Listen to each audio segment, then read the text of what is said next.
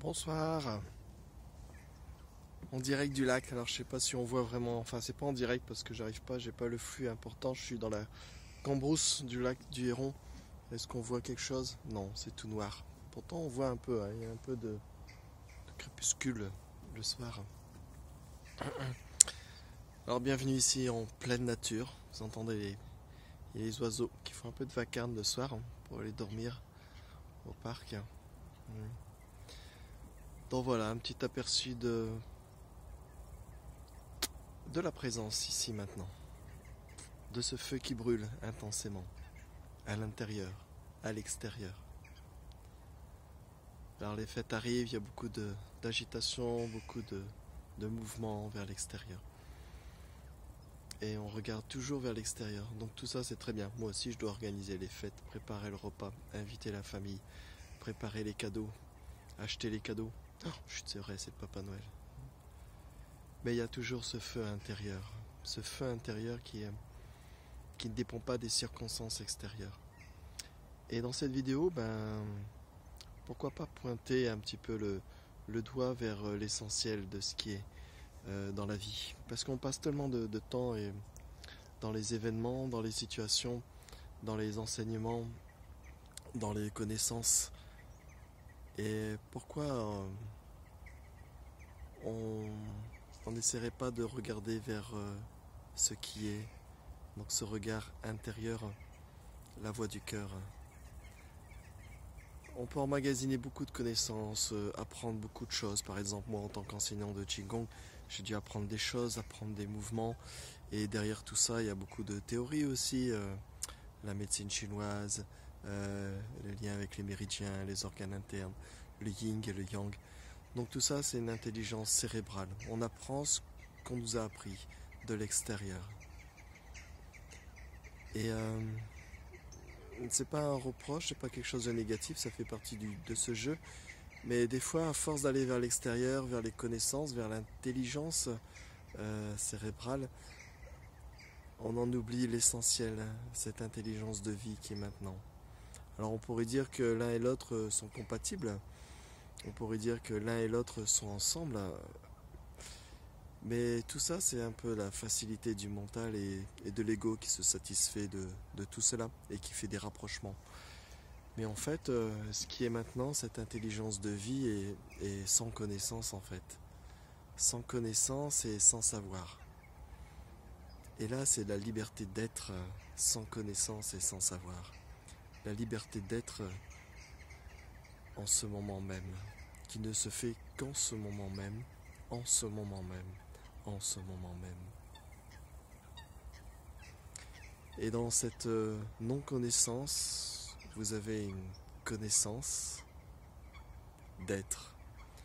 Une connaissance où vous n'avez plus de questions et surtout où vous ne cherchez plus de réponses. Ça ne veut pas dire que vous avez trouvé la réponse ultime ou les réponses à qu'est-ce que c'est que cette vie, pourquoi je suis ici, qui suis-je, etc. Mais ça veut simplement dire qu'à un moment donné, vous êtes sans connaissance de rien du tout. C'est la spontanéité, le jaillissement, que vous pouvez aussi retrouver en peignant un tableau, en regardant un coucher de soleil ou un lever de soleil, en pratiquant le Qigong ou le Tai Chi Chuan. Mais par exemple dans les pratiques internes, là aussi on a confondu le doigt et la lune. Et quand vous pratiquez, on peut rajouter des intentions, penser que la circulation énergétique, qu'on va activer tel méridien, qu'il faut faire attention à ceci, à cela. Mais tout ça, ça reste encore du domaine du savoir. Et à un moment donné, il y a le non-savoir. Il y a une autre intelligence. Cette autre intelligence est la seule réalité de ce présent. Le savoir n'est jamais vraiment une réalité. C'est un savoir, un passé, une connaissance, une direction extérieure. Mais ce qui est là maintenant est sans savoir, c'est l'intelligence suprême. L'intelligence qui n'a pas besoin de paraître intelligente. L'intelligence qui n'a pas besoin de faire quelque chose ou de défaire quelque chose. C'est le feu intérieur qui brûle sans interruption, sans combustible, sans rien, rien, rien, rien. C'est ce qui est maintenant, avant toutes les connaissances, avant le savoir, avant l'intellect, avant le vouloir. Alors, qu'est-ce qui reste? Qu'est-ce qui est maintenant? Parce que dans ce feu intérieur, vous avez le regard de ce qui n'est pas, le regard de ce qui n'a jamais été là, le regard de cette intelligence cérébrale qui se déploie, qui décortique, qui analyse. Et il y a cette intelligence qui n'a pas besoin de faire. Et donc vous êtes dans quelque chose qui est indéfinissable et en fait vous n'avez aucune réponse. Mais en même temps, cette non-réponse enlève toutes les questions. Cette non-réponse enlève toutes les questions.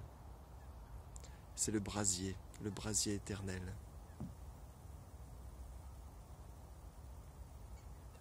Alors vous ne pourrez jamais trouver quelque chose de stable. Vous ne pourrez jamais valider quoi que ce soit en connaissance. Vous ne pourrez jamais atteindre quelque chose qui soit la paix ou l'harmonie. Vous ne pourrez jamais devenir immortel par exemple. Vous pourrez juste vous découvrir en tant que ce rien et ce vide. Vous pourrez juste découvrir une découverte qui enlève la personne même qui découvre. Il n'y a que ce qui est maintenant. Sans début et sans fin. Vous ne pourrez pas mettre une conception de temps. Vous retrouvez le déjà là. Vous retrouvez votre vrai visage, qui ne dépend pas d'un visage, d'un corps. Vous retrouvez le sans naissance. Et là, on peut parler de ce qui est. Et là, on peut dire « je suis ». Et dans ce « je suis », c'est aussi une interprétation, c'est pour dire deux mots « je suis ». Mais en fait, ce feu intérieur qui éclate à travers ce corps, qui domine à travers le regard, c'est ce brasier qui brûle aussi ce « je suis ». Donc alors, qu'est-ce qui reste? Ce noir? Ce vide, ce néant, cette vacuité? Mais en fait, c'est ce qui a toujours été là, et uniquement ce qui a toujours été là.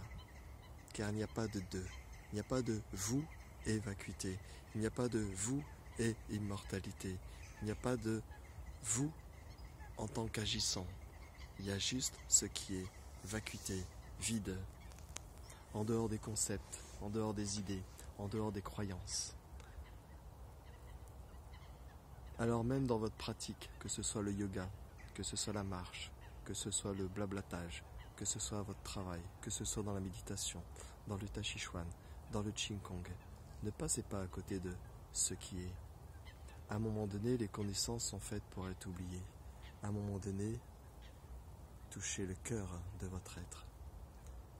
Mais ça ne doit pas être dit d'une façon intellect, d'une façon de connaissance. C'est juste l'expression de ce qui est maintenant. Toucher le cœur de l'être. Et en fait, c'est le cœur qui se touche de lui-même. Il n'y a personne à ce moment. En ce moment même, il n'y a personne.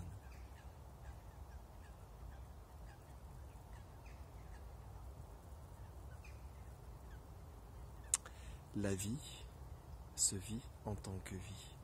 Elle se fout royalement de ce que vous connaissez. Elle se fout royalement de ce que vous allez essayer de faire ou de changer ou de corriger. Il y a juste ce qui est, avec les perfections, l'imperfection et les imperfections, avec le noir et le clair, avec la lumière et l'ombre. Il y a juste ce brasier éternel. Et vous êtes noyé dans cela. Donc ne prenez pas non plus la voie du Tao ou la voie de l'éveil comme un guide touristique, comme une nouvelle expérience. Parce que ici, c'est quelque chose qui va vous bouleverser intérieurement. Ce fait intérieur ne fait aucune concession avec vos connaissances, avec vos savoirs, avec ce que vous pouvez imaginer ou penser là-dessus.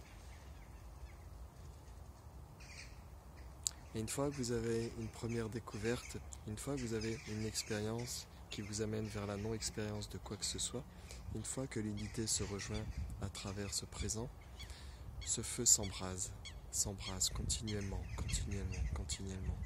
Ce qui veut dire que chaque pensée, chaque émotion, chaque idée, chaque envie de faire et brûler de plus en plus fort, de plus en plus vif.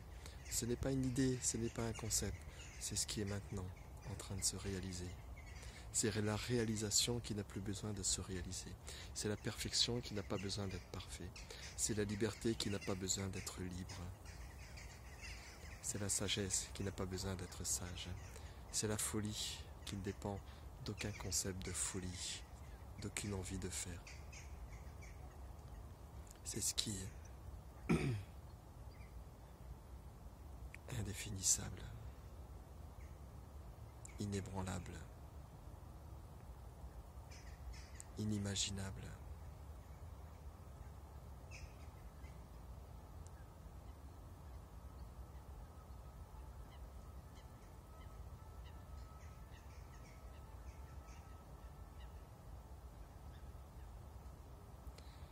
Vous ne trouvez plus de preuves de quoi que ce soit en tant qu'existant,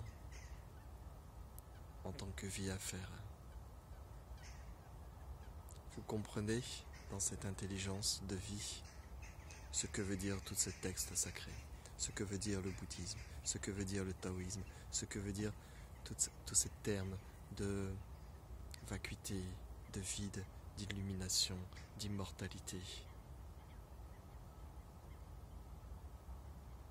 Ce n'est pas devenir, il n'y a rien à faire pour cela, c'est ce que nous sommes en ce moment même, en tant que vie. Le Tao englobe tout, tout est englobé par ce feu ardent. Allez-vous continuer à rester d'enseignement en enseignement, en enseignement, en enseignement? Tout ce que vous avez appris provient de l'extérieur, par des personnes qui l'ont eux-mêmes appris de l'extérieur, et de l'extérieur, et de l'extérieur. Et si vous allez aux premières personnes qui ont parlé de telle chose ou telle chose, c'est qu'ils l'ont vécu. C'est l'acquis, l'acquis. Donc ne restez pas à l'acquis. Osez toucher ce feu ardent. Osez créer l'étincelle de vibration. Il n'y a que le sangle lâché qui permet de vous retrouver en tant que nature ultime, conscience pure. Vous êtes ce qui est maintenant, à jamais. Vous pouvez tout défaire, vous pouvez enlever toutes vos expériences, vous pouvez tout changer. Mais ce qui est maintenant est inchangeable. Et ça, c'est la folie. Et ça, c'est le burn-out complet. Le burn-out de l'amour. Le fardant. Vous pouvez tout observer, tout voir. Et le non-changement qui est ici même est ce que vous êtes. Et ça, vous ne pouvez pas vous échapper de ça. C'est ce qui est. Vous ne pouvez pas vous retourner pour le regarder. C'est ce qui est maintenant.